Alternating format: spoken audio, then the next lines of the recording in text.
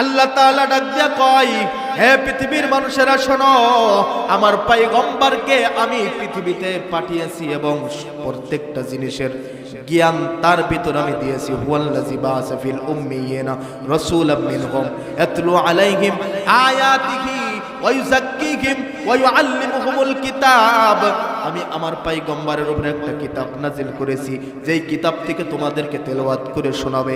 আমার পয়গম্বরকে আমি আল্লাহ তাআলা হিকমত শিক্ষা দিয়েছি। আমি আল্লাহ তাআলা আমার পয়গম্বরকে পবিত্রতা শিক্ষা দিয়েছি। সব কিছু আমার পয়গম্বরকে আমি আল্লাহ তাআলা শিক্ষা দিয়েছি। আল্লাহ রাসূলের কাছে যে কোনো প্রশ্ন নিয়ে গেলে ফেরত আসতে হবে এমনটা নয়। দুনিয়ার বুকে তো যে হার্ট বিশেষজ্ঞ, সে হার্ট ছাড়া আর কিছুই বোঝে না। যদি ব্রেনের রোগী যায় হার্টের ডাক্তারের কাছে, বলতে পারবে নাকি? বলতে পারবে না। কারণ হার্টের বিশেষজ্ঞ যে ডাক্তার, সে হার্ট নিয়ে পড়াশোনা করছে। ব্রেন বিশেষজ্ঞ যে ডাক্তার, সে ব্রেন নিয়ে পড়াশোনা করছে। কিন্তু আমার আপনার পয়গম্বর এমন একজন বিশেষজ্ঞ যে হার্ট সহ শরীরের প্রত্যেকটা অঙ্গ প্রত্যঙ্গ, দুনিয়ার এলেম আখিরাতের এলেম সব কিছু আল্লাহর রাসূলকে আল্লাহ তাআলা দান করেছেন। বলেন না সুবহান। জামানান আলা জামান কামা ফাদ্দালা মাকানান আলা মাকান ওয়া ইনসানান আলা ইনসান ওয়া নাশহাদু আল্লা ইলাহা ইল্লাল্লাহু ওয়াহদাহু লা শারীকা লাহু ওয়া নাশহাদু আন্না সাইয়্যিদানা ওয়া সানাদানা ওয়া শাফী'িনা ওয়া হাবিবিনা ওয়া তাবিবিনা ওয়া তাবিবি কুলুবিনা ওয়া আরওয়াহিনা ومولانا محمدا عبد الله ورسوله الذي أرسله الله تعالى بالحق بشيرا ونذيرا وداعيا إلى الله بإذنه وسراجا وقمرا منيرا أما بعد فأعوذ بالله من الشيطان الرجيم بسم الله الرحمن الرحيم إن الله وملائكته يصلون على النبي يا أيها الذين آمنوا صلوا عليه وسلموا تسليما اللهم صل على محمد وعلى آل محمد كما صليت على إبراهيم وعلى آل إبراهيم إنك حميد مجيد اللهم بارك على محمد وعلى آل محمد كما باركت على إبراهيم وعلى آل إبراهيم إنك حميد مجيد محمد نے آकर کفر کو مٹایا محمد نے آकर کفر کو مٹایا کفر کو مٹا کر सदाकत बताया, कुफ्र को मिटा कर सदाकत बताया। কোথায় হতে আগমন, কোথায় যেতে হবে রে, কোথায় হতে আগমন, কোথায় যেতে হবে রে, কি কারণে পাঠাইল জানা নাহি হলো রে। নদীর একুল ভাঙে ওই কুল গড়ে, এই তো নদীর খেলা। সকাল বেলার ধ্বনি রে তুই ফকির সন্ধ্যা বেলা। লা ইলাহা ইল্লাল্লাহ, লা ইলাহা ইল্লাল্লাহ, লা ইলাহা ইল্লাল্লাহ, লা ইলাহা ইল্লাল্লাহ মুহাম্মাদুর রাসূলুল্লাহ সাল্লাল্লাহু আলাইহি ওয়াসাল্লাম। আলহামদুলিল্লাহ, আল্লাহ সুবহানাহু ওয়া তাআলার পবিত্র আলিশান দরবারে শুকরিয়া আদায় করছি, যেই আল্লাহ রব্বুল ইজ্জত ওয়াল জালাল এই পবিত্র দিনে, পবিত্র সময়, পবিত্র মজলিসে আসার এবং বসার মতন তৌফিক দান করেছেন। এই জন্য মহব্বতের সাথে জোরে সোরে একবার শুকরিয়া আদায় করি, বলি আলহামদুলিল্লাহ। লোক সমাগম একেবারেই কম, এই জন্য আপনারা বেজার হচ্ছেন নাকি? শাহ ওলিউল্লাহ মুহাদ্দিস দেহলভী রহমতুল্লাহ আলাইহি ডাক দিয়ে বলেন, দুনিয়ার বুকে যে মজলিসের ভিতরে আল্লাহ এবং তার রাসূলের গুণগান গাওয়া হয়, আলোচনা করা হয়, ওই মজলিসের ভিতরে যদি লোক সমাগম একেবারেই সীমিত হয়, একেবারেই অল্প হয়, এরপরও ওই মজলিসটা আল্লাহ তাআলার কাছে যে কম দামি এটা তোমরা মনে করো না। কারণ আল্লাহ রাসূল সাল্লাল্লাহু আলাইহি ওয়াসাল্লাম বলেন, যে মজলিসের ভিতরে আল্লাহ এবং তার রাসূলের গুণগান গাওয়া হয়, কোরআন এবং হাদিস থেকে আলোচনা করা হয়, ওই মজলিসের সাথে আর মদিনাওয়ালা নবীর রওজার সাথে নূরের কালেকশন সৃষ্টি হয়ে যায়। জোরে বলেন না সুবহানাল্লাহ। এজন্য আমরা আসতে পেরে খুশি না বেজার? আল্লাহ তাআলা কোরআনুল কারীমের ভিতরে বলেন, কুল্লাউ কানাল বাহরু মিদাদাল লিকালিমাতি রাব্বি লানাফিদাল বাহর। আল্লাহ তাআলা বলেন, দুনিয়ার বুকে সবচাইতে ছোট্ট নিয়ামতের শুকরিয়া আদায় করতে গিয়ে যদি তোমরা দুনিয়ার যত কলম আছে, কালি আছে, লিখতে শুরু করে দাও, এরপরেও দুনিয়ার সমস্ত খাতা কলম শেষ হয়ে যাবে, কিন্তু আল্লাহ তাআলার সবচাইতে ছোট্ট নিয়ামত আমরা এখানে যা আসছি, এই নিয়ামতের শুকরিয়া লিখতে গেলে কলম কালি সব শেষ হয়ে যাবে, কিন্তু আল্লাহ তাআলার নিয়ামত সম্পর্কে লেখা শেষ হবে না। বলেন না সুবহানাল্লাহ। আল্লাহ তাআলাকে প্রশ্ন করা হলো, আল্লাহ, দুনিয়ার যত কলম আছে, যত খাতা আছে, এগুলো যদি আমরা লিখতে শুরু করি শেষ হয়ে যাবে, এরপরে আমরা যদি আবার চেষ্টা করি রে আল্লাহ যে আপনার একটা নিয়ামত সম্পর্কে আমরা লিখে শেষ করতে চাই, আল্লাহ তাআলা ডাক দিয়ে কয়, মুসলমান, চিন্তা নাই, পেরেশানি নাই, দুনিয়ার খাতা কলম শেষ যদি হয়ে যায়, ওই সময় গাছের ডালকে যদি তোমরা কলম বানাও, আর দুনিয়ার যত পানি আছে এই পানিকে আমি আল্লাহ তাআলা যদি কালি বানায় দিই, আর জমিনকে আমি আল্লাহ তাআলা যদি খাতা বানায় দিই রে মুসলমান, এরপরেও তোমরা গাছের ডাল দিয়ে সমুদ্র নদী নালার পানি কালি হিসেবে ব্যবহার করবে। জমিনকে খাতা হিসেবে লিখতে লিখতে এই জমিন এক সময় লিখতে লিখতে শেষ হয়ে যাবে, সমুদ্রের পানি শেষ হয়ে যাবে, গাছের ডালগুলি ক্ষয় হয়ে যাবে, এরপরেও আল্লাহ তাআলার ছোট্ট নিয়ামত সম্পর্কে লিখে তোমরা শেষ করতে পারবা না। জোরে বলেন না সুবহানাল্লাহ। এই সব কিছু ক্ষমতার মালিক কে? আরো জোরে বলেন কে?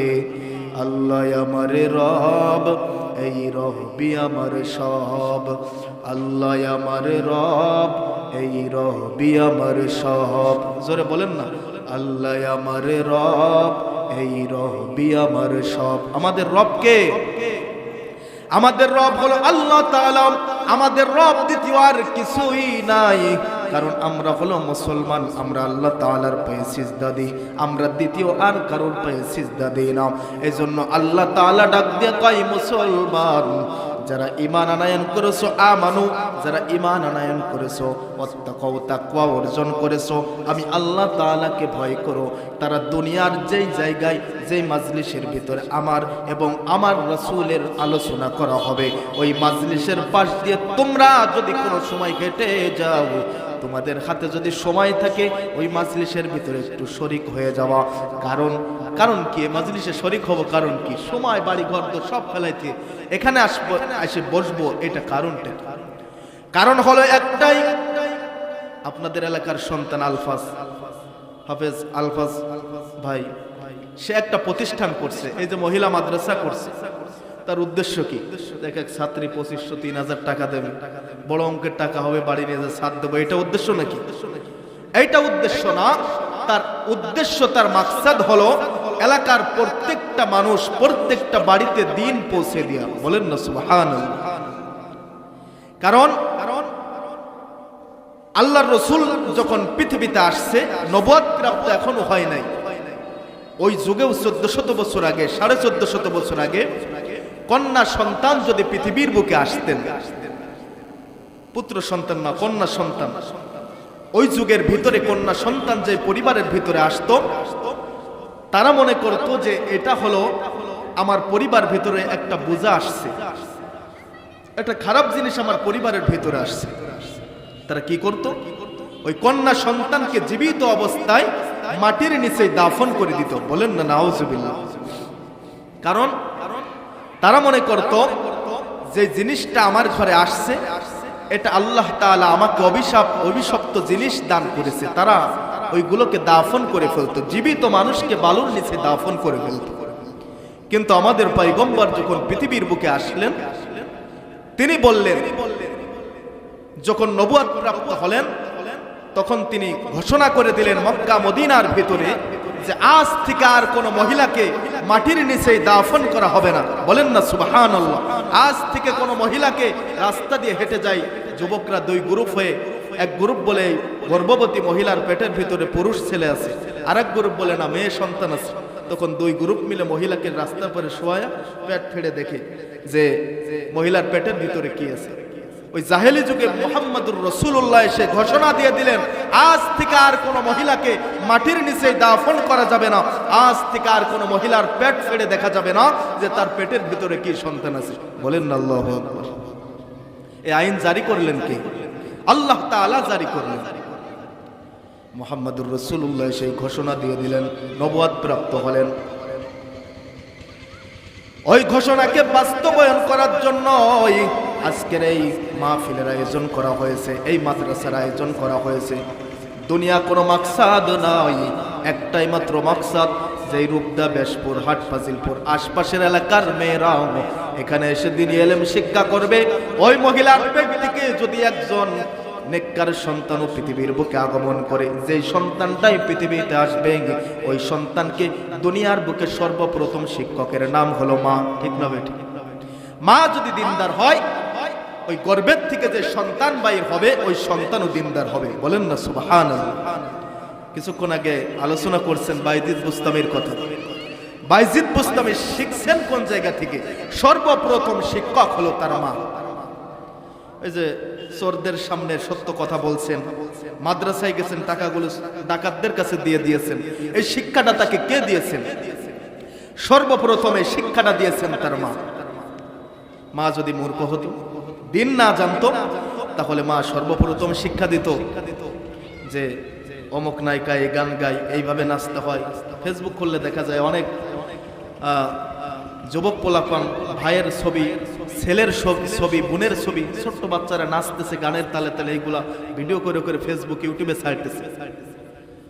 অনেক আনন্দ ফিল করতেছে যে আমার ভাই কত সুন্দর নাচতেছে, কত সুন্দর গান বলতেছে দেখো। কিন্তু এখানে যে একটা মাদ্রাসা করছে, এখান থেকে শিক্ষা দেয় আলিফ বা তা সা এ বি সি ডি, অঙ্ক বাংলা সব। মাইকিং করার সময় বলছেন এই গজলটা, আলিফ বা তা সা এ বি সি ডি অঙ্ক বাংলা সব এক সিলেবাসেই পড়বে শিশু, শিখবে কে তার রব। এক সিলেবাসেই পড়বে শিশু, শিখবে কে তার রব। বলেন আল্লাহু আকবার। এক সিলেবাসের ভিতরে সুন্দর করে আলফাজ হুজুর পড়াই দিচ্ছে যে রব কে, আমাদের নবী কে, দিন কি, ধর্ম কি, সব কিছু শিক্ষা দিয়ে দিচ্ছেন। এজন্য মাদ্রাসায় আমাদের মেয়েদের দেওয়ার দরকার আছে না নাই? এখানে যদি ছাত্রী দেওয়া হয়, আমার সন্তানকে যদি এখানে ভর্তি করা হয়, বিনিময় আমার কি হবে? অনেকের দেখা যায় মৃত্যুর সময় দৌড়ই মসজিদের দিকে, মাদ্রাসার দিকে দৌড়ায় যে হুজুর আসেননি। কারণ কি? আমার পিতা মৃত্যুর শয্যায় পড়েছে, গালে পানি দিতে হবে, কলেমা পড়াতে হবে। হুজুরের ডেকে নিয়ে আসতে ময়ূরে হা করে চোখ মুখ উল্টে পা বেঁকা হয়ে এরকম হয়ে রয়েছে। এই শিক্ষাটাও তার ভিতরে নাই যে আমার পিতা মৃত্যুবরণ করতেছে, এই সময় তার পাশে বসে যদি সূরা ইয়াসিন তেলাওয়াত করা হয়, মৃত্যুর যন্ত্রণা লাঘব হয়, মৃত্যুর যন্ত্রণা একেবারেই কম হয়ে যায়। ওই সময় গালে পানি দেওয়ার সময় বিসমিল্লাহ বলে কলেমা পড়ে তার গালেতে যদি পানি দেওয়া হয়, চক্ষুগুলো হা হয়ে রয়েছে, চক্ষুগুলো যদি বুঝায় দেওয়া হয়, গালটা হা হয়ে রয়েছে, গালটা বুঝায় দেওয়া হয়, পা উপরের দিকে হয়ে রয়েছে, পাটা যদি সুন্দরভাবে বেঁধে দেওয়া হয়, এই কাজটুকু মৃত্যুর সময় একজন সন্তান তার পিতার পাশে বসে, তার মায়ের পাশে বসে করবে। এতটুক পরিমাণ জ্ঞানও যদি না থাকে, তাহলে মৃত্যুর পরে আমাদের জন্য আযাব অপেক্ষা করছে না জান্নাতের শান্তি? আযাব অপেক্ষা করতেছে। এই জন্য আমাদের সন্তানদেরকে এতটুক পরিমাণ ইলম শিক্ষা দিতে হবে, যতটুক পরিমাণ ইলম শিক্ষা দেওয়া আল্লাহ তাআলা ফরজ করেছেন। তলাবুল ইলমি ফারিদাতুন আলা কুল্লি মুসলিম। আল্লাহর পয়গম্বর ডাক দিয়া কয়, হে মানুষেরা শোনো, হে মুসলমান নর নারী তোমরা শোনো, এতটুক পরিমাণে ইলম তোমাদের অর্জন করা আল্লাহ তাআলা ফরজ করেছে। রাসূলকে ডাক দিয়ে বললাম, ও পয়গম্বর, কতটুক পরিমাণে ইলম অর্জন করা আল্লাহ তাআলা ফরজ করেছেন? আল্লাহর পয়গম্বর ওই মক্কা মদিনার ভিতরে ঘোষণা দিয়ে গেছেন 1450 বছর আগে, যতটুক পরিমাণে ইলম অর্জন করলে তুমি হালাল এবং হারাম নির্ণয় করতে পারবে, মৃত্যু পর্যন্ত তুমি সঠিক রাস্তায় চলতে পারবে, ততটুক পরিমাণ ইলম অর্জন করা তোমার জন্য আল্লাহ তাআলা ফরজ করেছেন। বলেন না সুবহানাল্লাহ। আমরা কি অর্জন করতে পারছি নাকি? আল্লাহু আকবার বলে নামাজে দাঁড়াই, সানা পারি না, সূরা ফাতিহা সহি নাই, নামাজের দোয়া দুরূদ সহি নাই, নামাজ কি কবুল হচ্ছে নাকি? নামাজ কবুল হচ্ছে না। আর আল্লাহ রাসূল ডাক দিয়ে কয়, জান্নাতে যদি যাইতে হয় মিফতাহুল জান্নাতিস সালাহ, বেহেশতের চাবি নিয়ে আসো। কোন জায়গা থেকে নিয়ে আসো? রাসূল বলেন দুনিয়ার থেকে জান্নাতের চাবি নিয়ে কবরের ভিতরে আসবে। রাসূলকে ডাক দিয়ে বলা হলো, রাসূল জান্নাতের চাবি কোন জায়গা থেকে নিয়ে আসবো? তালা তো জান্নাতে মারা রয়েছে, চাবি পাবো কই? রাসূল ডাক দিয়ে বলেন, নামাজ ঠিকভাবে পড়ো, জান্নাতের চাবি তোমার হাতে চলে আসবে। নামাজ ঠিকভাবে পড়বা, মৃত্যুবরণ করবা, আল্লাহর আরশ থেকে ঘোষণা চলে আসবে, বান্দাকে ডিস্টার্ব করা যাবে না, বান্দার কোনো কষ্ট দেওয়া যাবে না, বিনা হিসেবে বান্দাকে জান্নাতের ভিতরে পৌঁছায় দাও। বলেন না সুবহানাল্লাহ। এই জন্য আমাদেরকে দিনের পথে থাকতে হবে, দিন শিখতে হবে, আমাদের সন্তানদেরকে দিন শিক্ষা দিতে হবে। কেমন দিন শিক্ষা দিতে হবে? আল্লাহর পয়গম্বর যতদিন পর্যন্ত আল্লাহ তাআলা দ্বীনি ইলম তাকে শিক্ষা দেন নাই, ততদিন পর্যন্ত রাসূলকে বলা হয় নাই, রাসূল আপনি দিন প্রচার করেন, কোরআনের দাওয়াত দেন, হাদিসের বাণী শোনান, ততদিন পর্যন্ত রাসূল এর উপরে ফরজ করা হয় নাই যে আপনার উপরে যে বাণী আসছে, বাল্লিগু আন্নী ওয়ালাউ আয়া, রাসূল বলেন আমার পক্ষ থেকে যে ইলম আসছে, যে বাণী তোমাদের কাছে পৌঁছালাম, এই বাণীগুলো অপর মুসলমানের কাছে পৌঁছায় দাও। রাসূলের উপরে যতদিন পর্যন্ত কোরআন নাজিল হয় নাই, ততক্ষণ পর্যন্ত রাসূলকেও কোরআনের দাওয়াত দেওয়ার কথা আল্লাহ তাআলা বলেন না। বলেন না সুবহানাল্লাহ। রাসূলের বয়স যখন 40 বছর হয়ে গেল, গুহার ভিতরে ধ্যানে আছেন, আল্লাহ তাআলাকে নিয়ে, সৃষ্টি জগৎকে নিয়ে চিন্তা ফিকির করতেছেন। আমাদের দরকার আছে না না এগুলো নিয়ে চিন্তা করার? আসমানকে সৃষ্টি করলো, জমিনকে সৃষ্টি করলো, প্রত্যেকটা দিন 16 কেজি অক্সিজেন আমার জুবান দিয়ে এই ফুসফুসের ভিতরে কে ঢুকাইতেছেন, এই সব কিছু নিয়ে আমাদের চিন্তা ফিকির করার দরকার আছে। আল্লাহর পয়গম্বর ওই গুহার ভিতরে চিন্তা ফিকির করতেছেন, ইবাদতে মশগুল আছেন। এমন সময় জিবরিল আমিন উপস্থিত হয়ে গেছেন। জিবরিল আমিন এসে ডাক দিয়ে বললেন, ও পয়গম্বর, আপনাকে আমি ইলম শিখাইতে আসছি, কোরআন শিখাইতে আসছি। জিবরিল আমিন ডাক দিয়ে বললেন, পয়গম্বর ইকরা, আপনি পড়েন। আল্লাহর রাসূল বলেন, আমি পড়তে পারি না, আমি পড়তে পারি না। জিবরিল আমিন দ্বিতীয়বার আবার বললেন, ইকরা, আপনি পড়েন। আল্লাহর পয়গম্বর ডাক দিয়ে বললেন, আমি পড়তে পারি না। তৃতীয়বার আবার জিবরিল আমিন আল্লাহর রাসূলকে তার সিনার সাথে জড়ায়া ধরে, চাপ দিয়ে ধরে জিবরিল আমিন ডাক দিয়ে বললেন, ও পয়গম্বর ইকরা বিইসমি রাব্বিক। এতক্ষণ পর্যন্ত বলছেন ইকরা, হে পয়গম্বর আপনি পড়েন। এখন বলতেছেন ইকরা বিইসমি রাব্বিক, আপনার যে প্রতিপালক আপনাকে সৃষ্টি করেছেন ওই প্রতিপালকের নামে আপনি পড়তে শুরু করুন। বলেন না সুবহানাল্লাহ।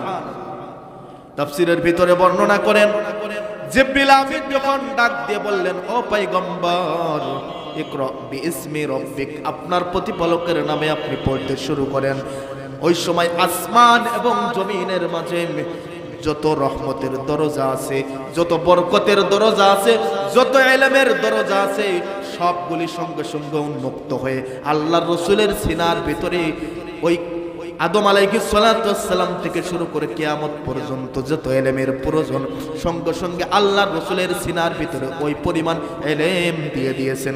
বলেন না সুবহানাল্লাহ। ওই পরিমাণ ইলম আল্লাহ তাআলা সঙ্গে সঙ্গে দিয়ে দিলেন। আল্লাহ রাসূল সাল্লাল্লাহু আলাইহি ওয়াসাল্লাম ওই ইলম শিক্ষা করার পর বাড়িতে চলে আসলেন। খাদিজাতুল কুবরা রাদিয়াল্লাহু তাআলা আনহার কাছে সব ঘটনা খুলে বললেন, আমার সাথে গুহার ভিতরে নির্জনে এই ব্যবহার হয়েছে, এই আয়াতগুলি নাজিল হয়েছেন। ওই সময় হযরতে খাদিজাতুল কুবরা রাদিয়াল্লাহু তাআলা আনহা আল্লাহর রাসূলকে সান্ত্বনা দিলেন, ডাক দিয়ে বললেন, ও পয়গম্বর আপনার উপরে আল্লাহ তাআলা মহাগ্রন্থ আল কুরআন নাজিল করতে শুরু করে দিয়েছেন। 5টি আয়াত নাজিল হয়ে গেল। আল্লাহর রাসূল ভয়ে কাঁপতে কাঁপতে বিছানায় শুয়ে পড়লেন। গায়ের উপরে খেতা চাদর যা যা ছিল সবকিছু দিয়ে দিলেন। শরীরে জ্বর এসে গেল। আল্লাহর পয়গম্বর খেতার ভিতরে ভয়ে শুয়ে আছে, শরীরের উপরে ক্ল্যাপ তোষক যা ছিল সব দিয়ে দিয়েছে। কারণ কি? অসুস্থ হয়ে পড়ছেন, শরীরের ভিতরে জ্বর চলে আসছে, এজন্য ভয়ে শুয়ে আছে। আল্লাহর পক্ষ থেকে আওয়াজ চলে আসলো, পয়গম্বর আপনার উপরে এই কুরআনুল কারীম, এই লেপের ভিতরে তোষকের ভিতরে শুয়ে থাকার জন্য এই কুরআনুল কারীম আপনার কাছে দেওয়া হয় নাই। কেন দেওয়া হয়েছে? আল্লাহ তাআলা বললেন, আপনার উপরে কুরআনুল কারীম নাজিল করা হয়েছে বেধর্মীদের কাছে কুরআনের দাওয়াত পৌঁছে দেওয়ার জন্য। যারা মূর্তির সামনে মাথা নত করে, আল্লাহ ছাড়া অন্যের সামনে মাথা নত করে, গাছকে সিজদা করে, আগুনের সামনে মাথা নত করে, তাদের কাছে কুরআনের বাণী আপনি পৌঁছে দিয়ে তাদেরকে বেধর্মী থেকে ইসলামের ছায়া তলে নিয়ে আসবেন। বলেন না সুবহানাল্লাহ। আল্লাহ রাসূল খাতা মাথা যা ছিল সব ফেলাই দিয়ে এখন দ্বীনের দাওয়াত দিতে চলে গেলেন। দ্বীনের দাওয়াত দিলেন। আবু বকর ইসলাম ধর্ম গ্রহণ করে নিলেন। আবু বকরকে বললেন, এই দাওয়াত তুমি গ্রহণ করো। আবু বকর সঙ্গে সঙ্গে আল্লাহ রাসূলের হাতে হাত দিয়ে পড়ে নিলেন, লা ইলাহা ইল্লাল্লাহু মুহাম্মাদুর রাসূলুল্লাহ, মুসলমান হয়ে আল্লাহ রাসূল সাল্লাল্লাহু আলাইহি ওয়াসাল্লাম যখন এই কোরআনের বাণী দাওয়াত দিতে শুরু করে দিলেন, মক্কা মদিনার ভিতরে যখন নতুন ধর্মের প্রচার করতে শুরু করলেন, মদিনার ভিতরে মক্কার ভিতরে সবচাইতে উঁচু পাহাড়ের ভিতরে আল্লাহ রাসূল উঠলেন। পাহাড়ের ভিতরে উঠে, ওই সময় মাইক ছিল না, এত সাউন্ডের ব্যবস্থা এত কিছু ছিল না। মক্কা মদিনার ভিতরে ওই সময় প্রথা ছিল সবচাইতে উঁচু জায়গায় উঠে যেই ব্যক্তি সবাহ বলে এই আওয়াজটা দিবে, মক্কার ভিতরে প্রত্যেকটা বাড়ির প্রত্যেকটা গোত্রের একজন করে মানুষ ওই পাহাড়ের নিচে উপস্থিত হয়ে ওই ব্যক্তি কি বলতেছে এটা শোনার জন্য অপেক্ষা করবে। আল্লাহ রাসূল যখন সবাহ বলে চিৎকার করতে শুরু করলেন, মক্কার ভিতরে প্রত্যেকটা গোত্র থেকে একজন একজন করে, যে যাইতে পারে নাই প্রতিনিধি পাঠায়া দিলেন। আল্লাহ রাসূল দাঁড়ায়া ভাষণ দিচ্ছেন যে আমি কি তোমাদের সামনে কোনোদিন মিথ্যা কথা বলেছি নাকি? সবাই বললেন না, আপনার নাম তো আমরা মুহাম্মদ উপাধি দিয়েছি আলামিন, সবচাইতে বিশ্বস্ত মানুষ আপনাকে আমরা বানিয়েছি, আপনি তো মিথ্যা কথা বলেন না। আল্লাহ রাসূল ডাক দিয়ে বললেন, যদি আমি বলি বহুদূর তোমাদের সাথে যুদ্ধ করার জন্য কাফেলা আসতেছে, তোমরা কি এটা বিশ্বাস করবে নাকি? মক্কার মানুষেরা সবাই ডাক দিয়ে বললেন, ও মুহাম্মদ, আপনি যদি বলেন ওই পাহাড়ের অপর প্রান্তে যে জায়গায় আমাদের চক্ষু দৃষ্টি যাচ্ছেন, আমরা দেখতে পাচ্ছি না, ওই জায়গায় যদি বলেন ওই জায়গায় কেউ আমাদের আক্রমণ করার জন্য অপেক্ষা করতেছে, আপনার জুবান দিয়ে যদি বলেন রে মুহাম্মদ, আমরা বিশ্বাস করে নেব। কারণ আপনার জীবনে কোনোদিন আপনি বিন্দু পরিমাণ সবচাইতে ছোট্ট বিষয়কে নিয়ে মিথ্যা কথা বলেন নাই। অনেক কথা এক পর্যায়ে আল্লাহ রাসূল বললেন, এখন আমি তোমাদের কাছে এমন একটা বার্তা দিতে চাই, এমন একটা আওয়াজ শোনাইতে চাই, যেটা হলো তোমরা শোনার পরে অবাক হয়ে যাবে। এতদিন পর্যন্ত যেই পথে তোমরা ছিলা, তোমাদের স্থান হতো জাহান্নাম, এখন হলো আমার কথা যদি মেনে নাও, এই দিন যদি তোমরা কবুল করে নাও, তাহলে তোমাদের স্থান হবে জান্নাত। বলেন না সুবহানাল্লাহ। আল্লাহ রাসূল ডাক দিয়ে বললেন, আমি গতকাল কোরআনুল কারীম আল্লাহ তাআলা আমার উপরে ওহী হিসেবে নাজিল করেছে, এই কোরআনের দাওয়াত তোমাদের কাছে পৌঁছে দেওয়ার কথা আল্লাহ তাআলা বলছেন। এর বিনিময় কি হবে? তোমরা যদি নামাজ পড়ো, আল্লাহ তাআলার দ্বীনকে কবুল করে নাও, তাহলে তোমাদের স্থান হবে জান্নাত। মৃত্যুর পরে বিনা হিসেবে জান্নাতে যাইতে পারবে। এই কথা শোনার সাথে সাথে আবু লাহাব আল্লাহর রাসূলের পরিবারের একজন মানুষ। আল্লাহ রাসূলের তিনটা সম্পর্ক তার সাথে। এক নম্বরে হলো আল্লাহ রাসূলের বিয়ে হয়, দ্বিতীয় নম্বরে আল্লাহ রাসূলের চাচা হয়, তৃতীয় নম্বরে হলো আবু লাহাব আর আল্লাহ রাসূল প্রায় সেম বয়সী, বাল্যকালের বন্ধু। এই তিনটা সম্পর্কের আবু লাহাব ওই সময় আল্লাহর পয়গম্বরকে ডাক দিয়ে বললেন, এতদিন পর্যন্ত মূর্তির সামনে মাথা নত করেছি, তুমি নতুন ধর্মের আবিষ্কার করলা, তোমাকে মক্কার জমিনে থাকতে দেওয়া হবে না। এই কথা বলে আবু লাহাব সর্বপ্রথম পাথর নিয়ে আল্লাহর রাসূলের শরীরের উপরে আঘাত করলেন। বলেন না নাউযুবিল্লাহ। আল্লাহ রাসূলের শরীরের উপরে সর্বপ্রথম যে আঘাত করেছেন, সে কি বাহিরের মানুষ নাকি? আল্লাহর রাসূলের পরিবারেরই একজন সদস্য। আল্লাহর রাসূল ডাক দিয়ে বললেন, আমার শরীরের উপরে, আমার দেহর উপরে আবু লাহাব যখন পাথর নিক্ষেপ করলেন, তারপর আমি দিনের দাওয়াত দিতে গিয়ে পিছু পাও হটি নাই। আবার আমি আবু লাহাবের কাছে দাওয়াত নিয়ে গিয়েছি, বারবার আবু লাহাবের কাছে দাওয়াত নিয়ে যাই, আল্লাহর পক্ষ থেকে আওয়াজ চলে আসে, ও মুহাম্মদ, আপনি আবু লাহাবের কাছে দাওয়াত নিয়ে যান। আবু লাহাব আপনার উপরে পাথর নিক্ষেপ করে, আপনার মুখের উপরে থুতু নিক্ষেপ করে, ও মুহাম্মদ, আপনাকে জুলুম নির্যাতন করে যেই রাস্তা দিয়ে আপনি দাওয়াত দিতে যান, ওই রাস্তার ভিতরে কূপ খনন করে রাখি, যেই রাস্তা দিয়ে নামাজ পড়তে যান, ওই রাস্তার ভিতরে কাটা দিয়ে রাখে, এরপরও আপনি কেন দাওয়াত দেন? পয়গম্বর ডাক দিয়ে বলেন, আল্লাহ, আপনি হলো আমাকে ওয়ামা আরসালনাকা ইল্লা রাহমাতাল লিল আলামিন, আপনি আমাকে রহমাতুল লিল আলামিন হিসেবে পৃথিবীর বুকে পাঠিয়েছেন। আমি দ্বীনের দাওয়াত দিয়ে তাকে ইসলামের ছায়াতলে নিয়ে জান্নাত পর্যন্ত পৌঁছে দিতে চাই। আল্লাহ তাআলা ডাক দিয়ে বললেন, পয়গম্বর, আপনি ইচ্ছা করলেই, চেষ্টা করলেই একজন মানুষকে হিদায়াত দিতে পারেন না, কারণ হিদায়াত দেওয়ার মালিক কে? আরো জোরে বলেন, হিদায়াত দেওয়ার মালিক কে? হিদায়াত দেওয়ার মালিক হলো একমাত্র আল্লাহ, দুনিয়ার কোনো মানুষ নাই।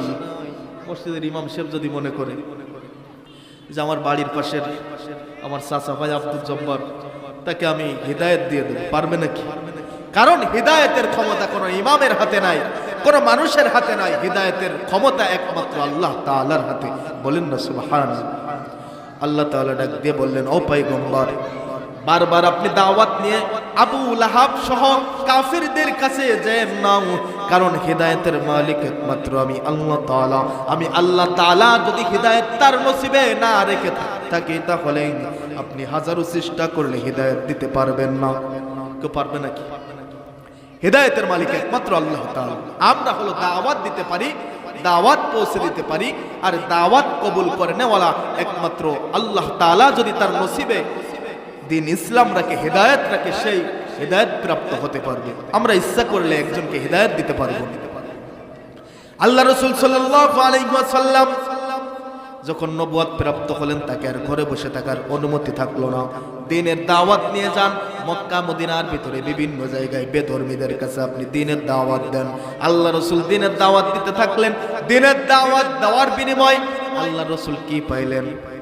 মক্কা মদিনার কাফেরদের কাছে দাওয়াত নিয়ে গিয়েছেন। কাফেররা ছোট্ট ছোট্ট বাচ্চাদেরকে বলছে মুহাম্মদ নতুন ধর্মের আবিষ্কার করছে, এর চাইতে পাগল মক্কা মদিনার ভিতরে আর কেউ নাই, এর গায়ে তোমরা পাথরে নিক্ষেপ করবা। যখনই দেখবা রাস্তার ভিতরে এসে দ্বীনের দাওয়াত দিচ্ছে, আল্লাহর নাম নিচ্ছে, কুল হুয়াল্লাহু আহাদ বলতেছে, আল্লাহ ছাড়া আর কোনো প্রতিপালক নাই, এইভাবে সে বলতেছে, তখনই তোমরা মুহাম্মাদের গায়ে পাথর নিক্ষেপ করবা। শিশুরা বলে, পাথর নিক্ষেপ করলে বিনিময় আমাদের আপনি কি দেবেন?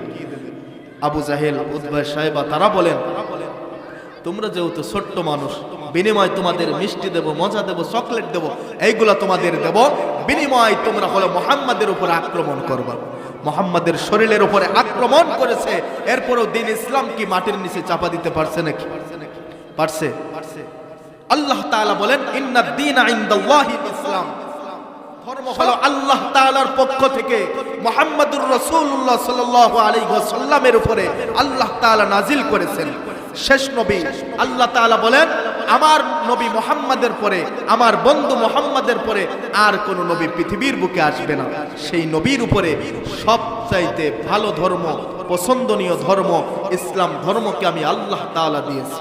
বলেন না সুবহানাল্লাহ। ওই ধর্ম আল্লাহ রাসূল সাল্লাল্লাহু আলাইহি ওয়াসাল্লাম মক্কা মদিনার মানুষের কাছে প্রচার করছে, সেই মাধ্যমে আমাদের পর্যন্ত আসছে। এখন যদি আমরা নামাজ না পড়ে শীতের সময় এত কষ্ট করে নামাজ পড়বো, লাভ আছে নাকি? কোনো পুরস্কার কিছুই পাচ্ছি না। শীতের সময় উঠে আজান দিয়েছে, মসজিদে গিয়ে নামাজ পড়বো, এত কষ্ট করার দরকার কি? এটা মনে করলে হবে নাকি? আল্লাহ তাআলা বলেন, নামাজ পড়লে দুনিয়াতেও পুরস্কার আছে, মৃত্যুর পরের পুরস্কার হলো বিনা হিসেবে জান্নাত। বলেন না সুবহানাল্লাহ। এজন্য নামাজ পড়তে হবে। যে মাদ্রাসার মাহফিল, মাদ্রাসার দিকে সব সময় আমাদের সহযোগিতা করতে হবে, খেয়াল রাখতে হবে। ছাত্র দিয়ে, টাকা পয়সা দিয়ে, বুদ্ধি পরামর্শ দিয়ে সব সময় সাহায্য সহযোগিতা করতে হবে। একটা দিন যদি কোনো জায়গায় প্রতিষ্ঠিত হয়, যে এলাকার ভিতরে দিন চালু হয়ে যায়, আল্লাহ তাআলা বলেন ওই এলাকার ভিতরে একটা রহমত চালু হয়ে গেল। বলেন না সুবহানাল্লাহ। আল্লাহ রাসূলের উপর আল্লাহ তাআলা একটা কোরআনের আয়াত নাজিল করে দিয়েছেন, ওয়াল্লাযী বা'আসা ফিল উম্মিয়িনা রাসূলাম মিনহুম ইয়াতলু আলাইহিম আয়াতিহি ওয়া ইউযাক্কিহিম ওয়া ইউআল্লিমুহুমুল কিতাবা ওয়াল হিকমাহ ওয়া ইন কানু মিন ক্বাবলু লাফি দালালিম মুবিন। আল্লাহ তাআলা ডাক দিয়া কয়, হে পৃথিবীর মানুষেরা শোনো, আমার পয়গম্বরকে আমি পৃথিবীতে পাঠিয়েছি এবং প্রত্যেকটা জিনিসের জ্ঞান তার ভিতর আমি দিয়েছি। হুয়াল্লাযী বা'আসা ফিল উম্মিয়িনা রাসূলাম মিনহুম ইয়াতলু আলাইহিম আয়াতিহি ওয়া ইউযাক্কিহিম ওয়া ইউআল্লিমুহুমুল কিতাব। আমি আমার পয়গম্বরের উপরে একটা কিতাব নাজিল করেছি, যেই কিতাব থেকে তোমাদেরকে তেলাওয়াত করে শোনাবে। আমার পয়গম্বরকে আমি আল্লাহ তাআলা হিকমত শিক্ষা দিয়েছি। আমি আল্লাহ তাআলা আমার পয়গম্বরকে পবিত্রতা শিক্ষা দিয়েছি। সব কিছু আমার পয়গম্বরকে আমি আল্লাহ তাআলা শিক্ষা দিয়েছি। আল্লাহ রাসূলের কাছে যে কোনো প্রশ্ন নিয়ে গেলে ফেরত আসতে হবে এমনটা নয়। দুনিয়ার বুকে তো যে হার্ট বিশেষজ্ঞ, সে হার্ট ছাড়া আর কিছুই বোঝে না। যদি ব্রেনের রোগী যায় হার্টের ডাক্তারের কাছে, বলতে পারবে নাকি? বলতে পারবে না। কারণ হার্টের বিশেষজ্ঞ যে ডাক্তার, সে হার্ট নিয়ে পড়াশোনা করছে। ব্রেন বিশেষজ্ঞ যে ডাক্তার, সে ব্রেন নিয়ে পড়াশোনা করছে। কিন্তু আমার আপনার পয়গম্বর এমন একজন বিশেষজ্ঞ যে হার্ট সহ শরীরের প্রত্যেকটা অঙ্গ প্রত্যঙ্গ, দুনিয়ার এলেম, আখিরাতের এলেম, সব কিছু আল্লাহ রাসূলকে আল্লাহ তাআলা দান করেছেন। বলেন না সুবহানাল্লাহ। আল্লাহ রাসূল পৃথিবীতে আসার আগ থেকে আল্লাহ তাআলা তার হাবিব পৃথিবীতে আসতেছেন, তাকে ইস্তেকবাল জানানোর জন্য ফেরেশতাদেরকে আল্লাহ তাআলা বলে দিলেন আমার পয়গম্বরকে আমি দুনিয়ার বুকে প্রেরণ করব, সব কিছু সাজাচ্ছি গুছাচ্ছি। কারণ যদি জিনেদা থেকে এই রূপ দেয়, শেষ করে দেব, শেষ করে দেব। আচ্ছা আচ্ছা, তো জিনেদা থেকে যদি বিবাহ করতে আসে এলাকায়, তাহলে আমাদের যে বাড়িতে বিবাহ করতে আসে সে বাড়িতে একটা পরিচর্যা পরিচ্ছন্নর ব্যাপার সেবার আছে না? তেমনই ভাবে আল্লাহ রসুল পৃথিবীর বুকে আগমন করবেন। আল্লাহ তাআলা তার ফেরেশতাদেরকে ডাক দিয়ে বললেন আমার পয়গম্বর পৃথিবীর বুকে আসবে জমিনকে পবিত্র করার জন্য। আসমান জমিনের ভিতরে ফেরেশতাদেরকে রুটিন অনুযায়ী দুরূদ পড়ার অনুমতি দিয়ে দিলেন। বলেন না সুবহানাল্লাহ। আমার পয়গম্বর যখন পৃথিবীর বুকে আগমন করবেন, এর আগের থেকে সুসংবাদ শুরু হয়ে গেল। হযরতে মা আমেনা স্বামী হারাম যেই রাস্তা দিয়ে হাঁটে সেই রাস্তা দিয়ে সুগন্ধি বাইর হয়। আল্লাহ রাসূলের দাদার কাছে অভিযোগ চলে আসে যে আমেনা বিধবা মহিলা যেই রাস্তা দিয়ে হাঁটে তার শরীর দিয়ে সুঘ্রাণ বাইর হয়। বিধবা মহিলাদেরকে তো সুঘ্রাণ ব্যবহার করা নিষেধ। যাই হোক,